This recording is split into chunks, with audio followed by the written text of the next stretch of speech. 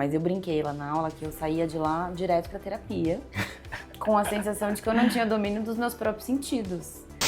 Na hora que você tá no mercado comprando um vinho, você vai pela uva, você vai pelo produtor, você vai pela ocasião, tipo assim, eu tô em frente a uma gôndola gigantesca. O que eu faço? O vinho é uma porta só de entrada. O aroma do abacaxi da Europa, de um W7, é diferente de um brasileiro, por exemplo, e como é que a gente tem que navegar nisso? Como é que você vê isso hoje? Existia muito preconceito ainda com o vinho brasileiro, e acho que ainda existe. Qual que é a do vinho Natureba?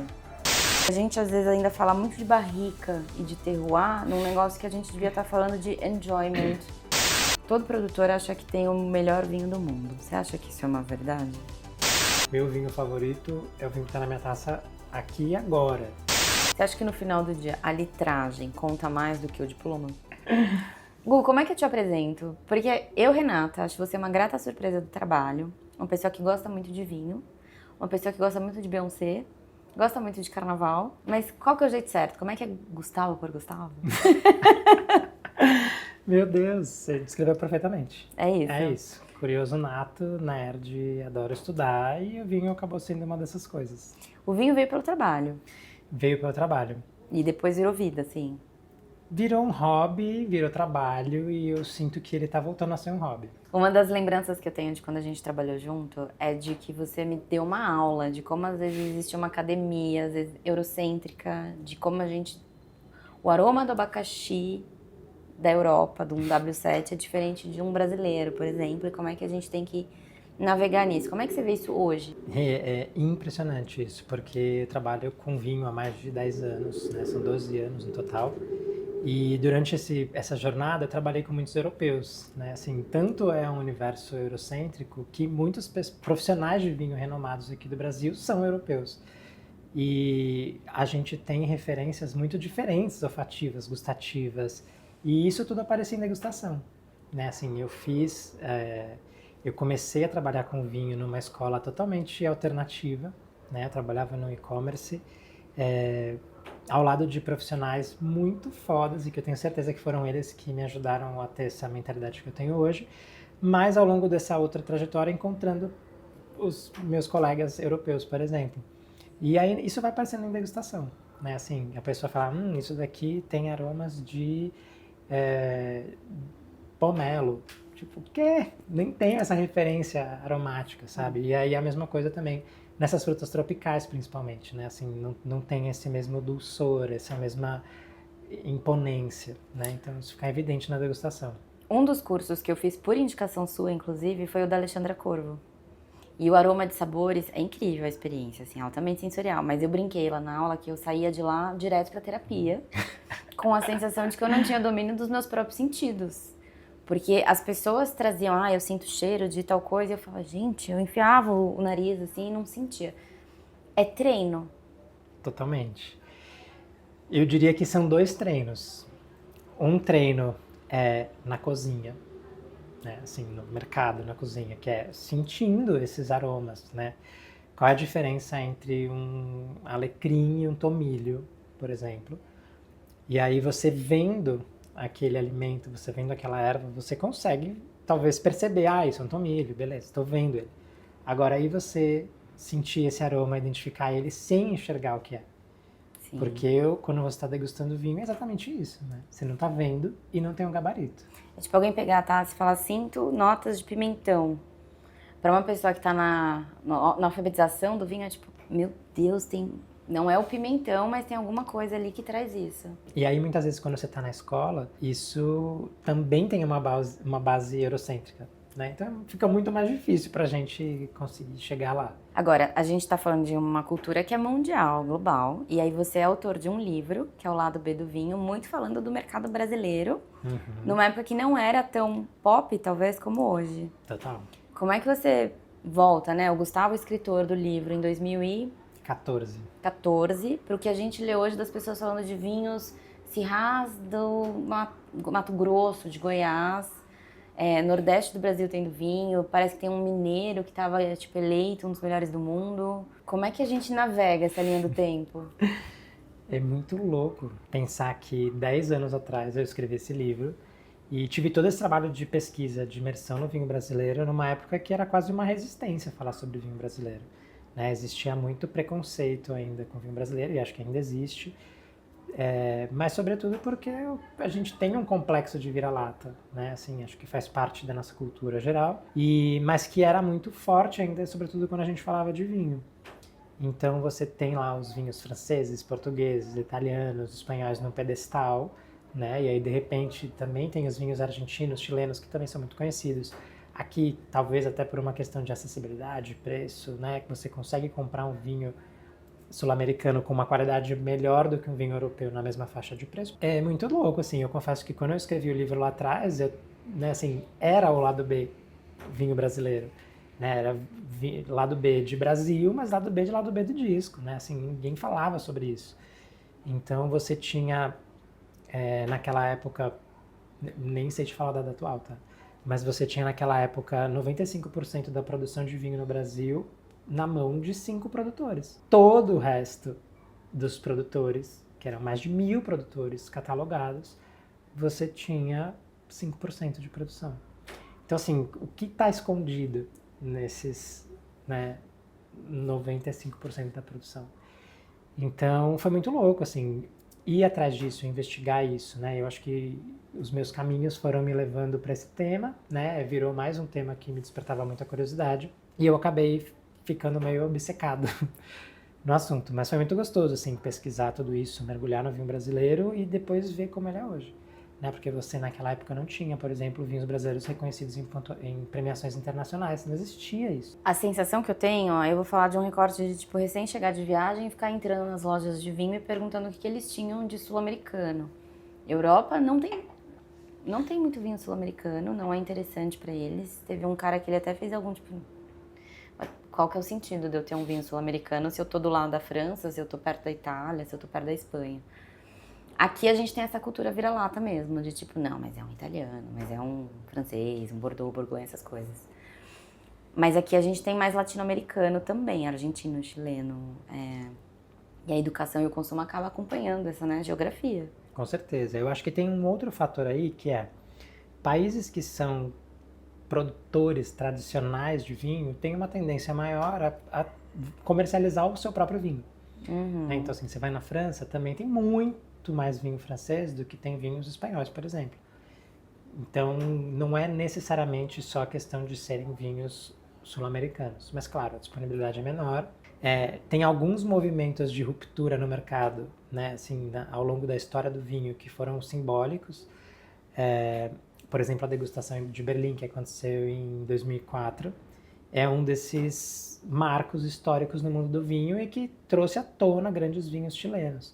Né? Então, assim, foi a primeira vez que foram degustados vinhos chilenos de muito alto nível, ao lado dos maiores vinhos de Bordeaux, dos maiores vinhos da Toscana, e assim, os vinhos chilenos saíram nas melhores posições. Brilharam. Então, você tem um pouco essa inversão, sabe? Assim, o quanto que o vinho ele é bom porque você conhece o rótulo, você conhece a história, porque ele é vinho tradicional, porque é uma marca.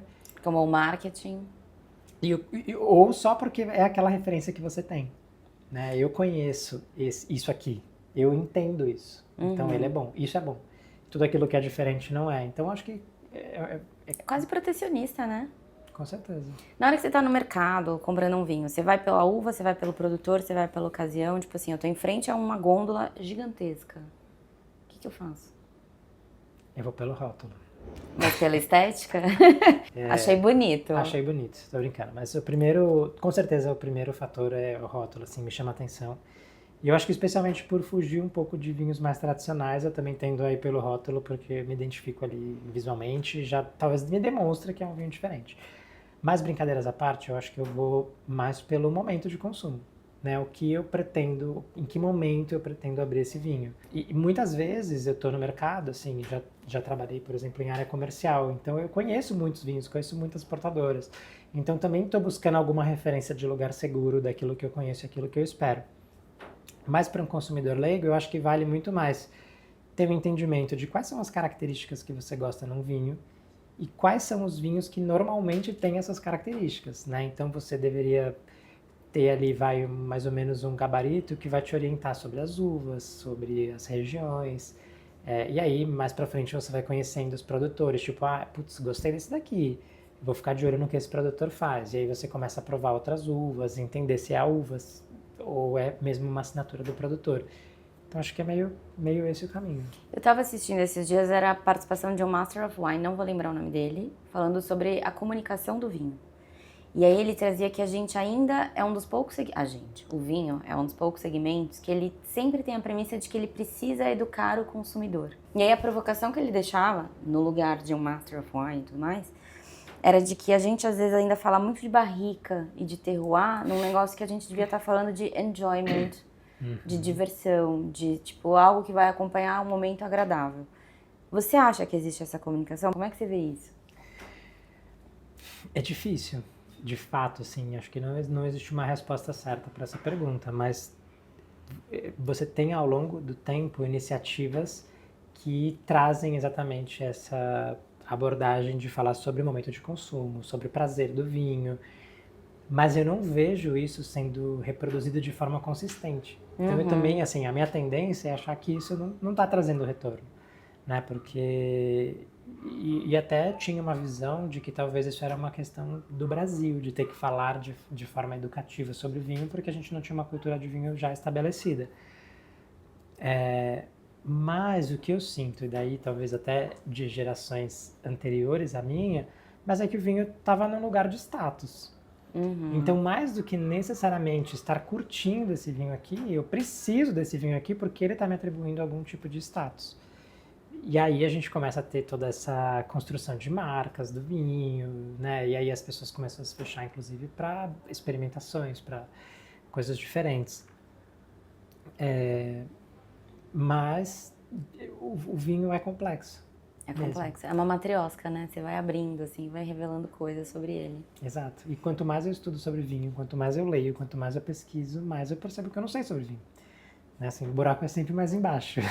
Mas você tem um que você fala, esse aqui é o meu xodó, é um coringa, esse aqui me lembra um dia muito especial? Eu tenho vinhos que me marcaram de uma forma muito importante na minha vida, que estão mais relacionados ao momento que eu abri o vinho do que necessariamente ao vinho em si. Né? E até alguns de forma meio saudosista, porque eram vinhos que, por exemplo, tinham importação no Brasil e não tem mais. Um desses exemplos é o Petit Piaf, por exemplo. Era um vinho que, puxa, não me recordo agora o nome da importadora, mas que era uma importadora que fechou. E esse vinho simplesmente não tem mais no Brasil. Não né? tem no Brasil. Não tem no Brasil. Mas assim, era um vinho tão único, tão característico, era um vinho natural, francês. E que tinha a principal marca dele para mim é porque era um vinho animal. E tudo aquilo que você estuda, né, na escola do vinho tradicional, falando sobre essas características, né, que remetem aos aromas animais, selvagem, estrebaria, suor de cavalo, que parecem coisas intangíveis, né? Como, o que é isso? E a hora que eu pus esse vinho no nariz, eu... Tinha tudo. Caralho, tipo... Era muito, né? E depois, até assim, eu provei esse vinho no contexto de trabalho, e todo o nosso time que fazia parte do comitê de degustação, a gente definiu a escala Piaf de vinhos animais, porque era assim, ele era o 10, né? Assim, era uma potência máxima. E aí, toda vez que alguém falava assim, esse vinho tem aromas animais, tá, mas dentro da escala Piaf. Quão perto ele tá do auge. É isso. Então, assim, foi um vinho muito marcante para mim, nesse sentido, sabe, assim, e eu identifiquei, sempre tinha uma sensação, quando eu estava estudando, que aquilo seria uma coisa desagradável, mas na hora que eu provei foi incrível, né, e depois harmonizando isso, foi mais ainda. Então, assim, acho que tem muito a ver também com essa experiência. E uma epifania, né, vem uma descoberta, porque às vezes você tá tomando uma taça, aquela você fala, é só uma taça, ela passa, assim. Mas aí você fala, nossa, aqui tem alguma coisa que me deixa muito intrigada de olfato, de boca, de secura, de salivação. Eu ouvi uma vez que todo produtor acha que tem o melhor vinho do mundo. Você acha que isso é uma verdade? Não. Tem uns que sabem que fazem vinhos ruins? Eu acho que tem produtores que de fato se propõem a fazer o melhor vinho do mundo, mas muitos produtores estão fazendo vinhos comerciais, né? Então a intenção não é ser um vinho muito grandioso, é mais ser um vinho que vai vender. Que vai ter giro e volume. Tem mercado para isso. Pensando no mercado, Brasil é um mercado pequeno, perto do que pode vir a ser quando a gente fala em vinho. França, Itália estão queimando vinho porque estão tendo excedente de produção, dizem.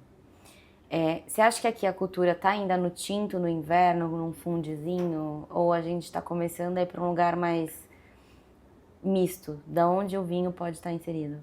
Eu acho que isso vem quebrando, tá? Eu me lembro muito de quando eu comecei a trabalhar com vinho 12 anos atrás, que era exatamente isso. Vinho né? no inverno Tanto e um que tinto. você tinha a venda de vinho mais expressiva, volume de vinho era no inverno para o consumidor final, né? Não tô pensando nem em restaurante, trabalhava no e-commerce, então você tinha a venda de vinho no inverno muito forte, a gente brincava que era o nosso Natal. E depois você tinha no momento de final de ano, espumante, ponto. Né? E aí ao longo do ano você tinha a venda, se a gente pegasse para avaliar o que tinha de venda ao longo do ano, era vinho tinto. É muito pouco vinho branco, muito difícil vender vinho branco, vinho rosé mais ainda, vinho espumante. E eu sinto um movimento de mudança em relação a isso. Né? Talvez venha um pouco também dessa abordagem de falar sobre momento de consumo, que tem a ver com falar sobre harmonização, por exemplo. E falar sobre momento de consumo propriamente, né? Assim, estou na piscina, vou tomar um vinho tinto. Então, assim, né, a partir dessas experiências e dessa repetição, acho que as pessoas começam a se abrir, experimentar e ver que é legal. Eu tenho essa sensação, mas por achismo, assim, de olhar em volta e falar, acho que as pessoas estão falando mais de outros vinhos que não só o tinto no fundi do inverno. E aí tem uma outra tendência que eu sempre pergunto assim, qual que é a do vinho natureba? É uma tendência? É um modismo? O que a gente tem que prestar atenção dentro desse universo? Quando eu escrevi o livro em 2014, era uma tendência. Não é mais. Com certeza não. Acho que o vinho natureba veio para ficar, é um estilo, né? Assim, e tem muito a ver com o estilo de vida das pessoas, né? De preferirem consumir produtos que têm menos química, menos veneno, como, né, os mais radicais costumam dizer. Mas a verdade é que, assim, também fazendo muita autocrítica, inclusive, eu consigo chegar à conclusão de que o vinho natureba é extremamente elitista. Né? Quem pode acessar o vinho natureba? Então, quando você tem uma garrafa de vinho no mercado por 20, 30 reais, que é um vinho cheio de química, e um vinho natureba por, né, enfim, 200, 300 reais no mínimo, que é um vinho puro, que não tem química, que é natural. Claro que tem um valor por trás disso, e ele é mais caro de ser produzido, inclusive, o que é muito bizarro, mas só que acaba criando dois cenários diferentes. Uma das pessoas que eu conversei falava que o conceito não pode sobrepor a característica. Então, que assim, um vinho natureba, né, entre aspas, porque o natural é um conceito vago, né? Existem naturebas bons, existem naturebas ruins, mas esse apego ao conceito, ele não pode chegar ao ponto de você ter um vinho, sei lá, defeituoso e tratar isso como característica. Eu até já sei com quem você falou. E eu discordo 100%. Tá. Eu acho que enfim, minha opinião é que muitas das coisas que são caracterizadas como um defeito no vinho natural são coisas que partem de uma escola tradicional. E que, se elas estão sendo apreciadas por um grupo de pessoas, então por que elas são consideradas defeitos? Entendi. São públicos que existem, coexistem, né? A gente falou dos vinhos naturais, a gente falou dos vinhos brasileiros, a gente passou pelo seu livro. E o vinho que eu trouxe não é nada disso. Quer dizer, ele veio de uma feira naturebas, mas é um Riesling alemão seco, 2022, que eu lembro de... Eu provei muitos vinhos. E eu falei, gostei desse, não gostei. Mas essa a minha avaliação, tipo, gostei, não gostei. E esse, by the way, eu quis levar. Como é que a gente pode, tecnicamente, avaliar esse vinho? Assim, que dica você dá aqui? Talvez começar do Riesling, que é a sua favorita? Diria que sim, Tá. a favorita. Dizem que a Riesling é a favorita dos sommeliers, enfim, ao longo da minha trajetória eu tenho percebido que talvez seja mesmo, da maioria. Mas porque ela é uma uva que também tem características que diferenciam ela da maioria, vai. Se você compara, por exemplo, com uma Chardonnay ou Sauvignon Blanc, que são as uvas brancas mais conhecidas, ela é marcante, né? Especialmente porque ela tem uma acidez muito acentuada. E aí tem vários estilos de Riesling que vão de acordo com a região, de acordo com o estilo de vinificação, né? Esse é um Riesling seco, por exemplo, mas ele poderia ter uma escala de doçura que varia. Mas é um vinho super aromático, envolvente. Ele é. E que tem essa acidez, né? Assim, a acidez muitas vezes a gente atribui como sendo algo negativo. Tipo, isso aqui tá ácido. Mas quando a gente fala de vinho, é o que mantém o vinho vivo, né? O que mantém ali o seu paladar aquecido. Então, é algo que está te envolvendo. Um vinho com acidez muito baixa, ele é um vinho que se torna enjoativo. Com o tempo, a acidez, inclusive, ela mascara a doçura. Ela chega a ser o antagônico da doçura? Tipo, um vinho muito ácido necessariamente vai ser um vinho muito seco? Não.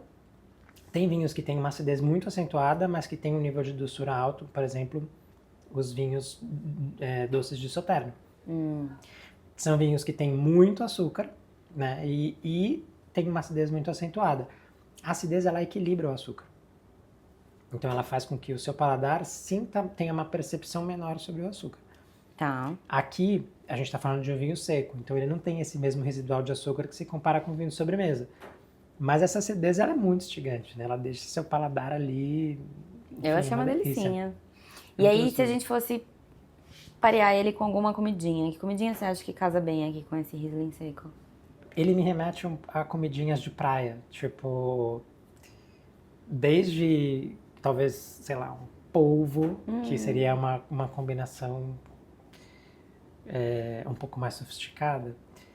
Mas também dá pra ir pra uma friturinha, tipo um camarãozinho frito. E aí, por que não, sei lá, um crepe. Olha, Tipo, inusitado. Testaria. Gu, pra quem tá começando, eu sento na cadeira da Liga Curiosa porque eu me sinto real nesse lugar, assim, eu tenho muito interesse, eu tenho curiosidade, eu vou estudando aos pouquinhos, mas tem hora que a comunicação me pega no sentido de que o que é o terroir, né? Que dica você deixa, assim, tipo, continue bebendo? Mas o que mais além disso? eu acho que é exatamente isso. Tem um termo que se usa que é a litragem, né? Assim, cara, é uma estrada, você tem que provar, entender o que você gosta.